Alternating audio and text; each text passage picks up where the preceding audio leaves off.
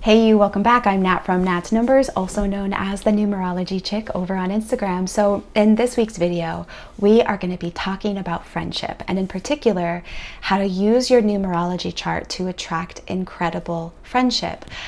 The reason why I'm doing this video is I've probably gotten about 8 or 9 DMs on Instagram about this exact subject matter. People asking, how can I meet, make, and keep great friends that I know that I can journey with in life, that are going to be supportive, respectful, that will cherish me, and that will actually cheerlead me as I move forward into a great experience. So in this video, I am going to share the core problem that I've discovered in my compatibility work that actually attracts unhealthy, even toxic friendship dynamics. And of course, I'm going to reveal my 2-step solution to use the numbers in your numerology chart to finally attract and create phenomenal, amazing, in alignment friendships. Okay, so if you're enjoying these Friday morning uploads and you want more, please hit that like button, subscribe, and comment. It helps out more than you know. So let's dive in to the core problem. What is the core issue at the root of toxic, unhealthy friendship dynamics? Okay, the core problem is not honoring ourselves. Now, before you roll your eyes and just go like, oh my God, that's such a cliche, let me just dive into the magic of this epiphany. I have seen that this is the root of all pain in relationship, okay, is not honoring ourselves. And when we don't honor ourselves, then we assume then that maybe we should be like others, maybe we should be like them, or maybe they should be like me. Right? So instead of presencing and advocating for how we were designed and for the unique innate traits that we have, we focus on pleasing or being like them, okay? Or instead of honoring ourselves and our innate design, we try to change them so they can be more like us, so that then we can finally feel like it's okay to be who we are. So what ends up happening either way, if you do not honor yourself in your day-to-day life, if you don't honor yourself as you're making friends, as you're bringing people into your inner circle, is you either, one, you end up with lovely people, but people that for whatever reason you just don't connect with, right? Like people that, you see their positive qualities, but there isn't that synergy. It doesn't feel natural. It doesn't feel organic. You feel like something's off. The other thing that can happen is that you actually end up with people that are truly toxic, that are truly like even abusive or traumatic. You end up with people who might actively be diminishing you, and after you hang out with them, you feel less than. You don't feel good. You feel pulled down. Okay, so if you've experienced either of these dynamics, the root cause is not knowing yourself, not honoring yourself, right? And that's the solution. What is the 2-step solution of using your numerology chart to finally create the friendships that you've been yearning for? You gotta know your inner design or your inner numbers, the numbers from your numerology chart, and you got to honor them in the real world. Okay? So I know I'm going to make a big claim, but I would say that like 99% of the public doesn't even get to step 1. We don't even know ourselves. We know who our parents want us to be. We know who pop culture wants us to be. We know who maybe our spouse or our boyfriends and girlfriends want us to be, but we don't know how we were designed by our creator. Okay? That is the first powerful step. So what I want you to do is I want you to just pause this video. I want you to go to the description box. And if you don't already know the core numbers of your numerology chart, I want you to go grab them. So click the link in the description box to a free numerology report. And I want you to write down 3 numbers that come up in that report. Your life path number, your expression number, and your heart's desire or soul's urge number. These are the 3 numbers that we're going to focus on in this video to start attracting incredible friendships. So pause this video and go get them. Okay, so once you've done that, I want you to write down the meaning of each one of these numbers in regards to friendship, okay? And I'll put this in the description box as well, so you can copy and paste it. So our life path number is a position in our numerology chart that's talking about our purpose. It's talking about our mission in our lives. So we need to have a friend who doesn't interfere with our mission, but actually supports it. Okay? That's the meaning of the life path. So you might want to write down the meaning of your life path number. If you didn't get it in the numerology report, you can just Google it, like life path number 1. Read the description. What is the mission of that life path? And write it down. You need a friend who isn't going to interfere with that incredible purpose, but actually wants to support it, wants to advocate for it, wants to hold your hand as you go and you do this great work in the world.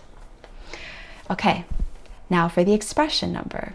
The expression number tells us the greatest gifts that you were given. The greatest gifts that you were given, and this is really who you are. And so if we were going to focus on just one number, I would say this is the one, because your life path is sort of what you do out there in the world, right? But your expression number is the preciousness of who you are. You need people that honor this. So you need a friend who receives and values these gifts that you were given, the gifts that are embedded in your expression number. Okay? You cannot be friends with somebody who doesn't value your expression number, or who actively diminishes it, ignores it, ridicules it. If you ever run into somebody like that, run for the hills. It will be spiritual death. You will feel like you're dying inside being around people who aren't able to witness the greatest gift that your Creator gave you. No. And your heart's desire or soul's urge is a number in your chart that's talking about your greatest, deepest, precious need. So you need a friend who respects this need and holds it in a high regard. You cannot have a friend that ridicules this need. You cannot have a friend that is triggered by this need, that has wounding around this need. You need to have somebody who wants to give it to you. So I'm going to give you a sample reading of what it might look like to go through each of these numbers and apply it to friendship, okay?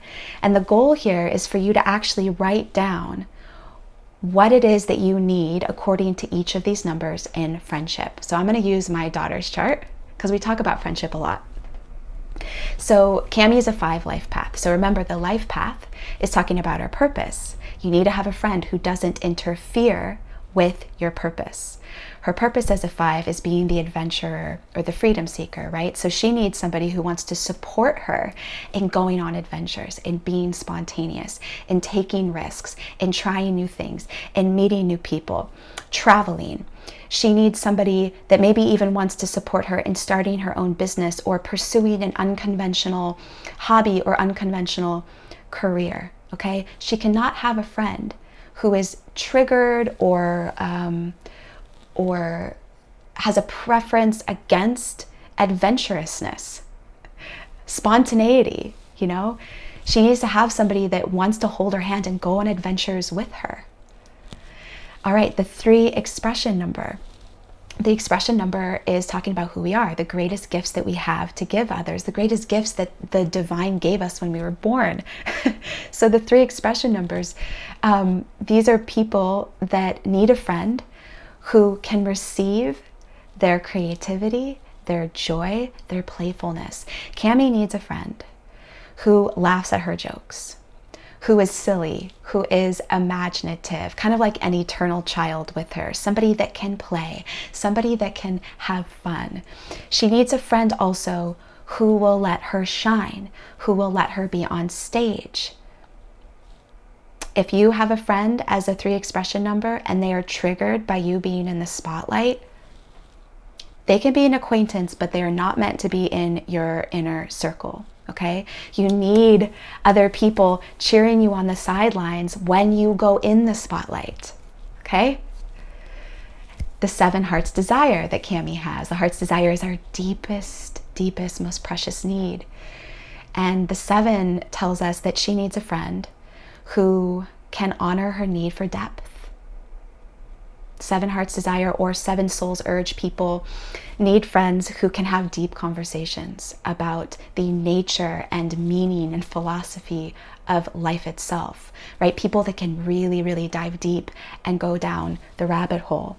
She needs someone who wants to go behind the scenes and figure things out and discover things with her. She can't have somebody that just always wants to be on the surface, right? She needs that depth, okay? And she also needs somebody who can give her space and silence. It's one of the needs of the seven. So she's actually told me this. It's really difficult for her to be friends with people who can't just sit in silence, who can't just look up at the stars, who can't just have these moments of serenity. So this was a sample reading of what it looks like to go through these core numbers and actually extract these wisdoms about what our numbers say about what we need in a healthy, beautiful friendship. What I want you to do is to make a list. I want you to write down these key takeaways of what you've learned about these numbers.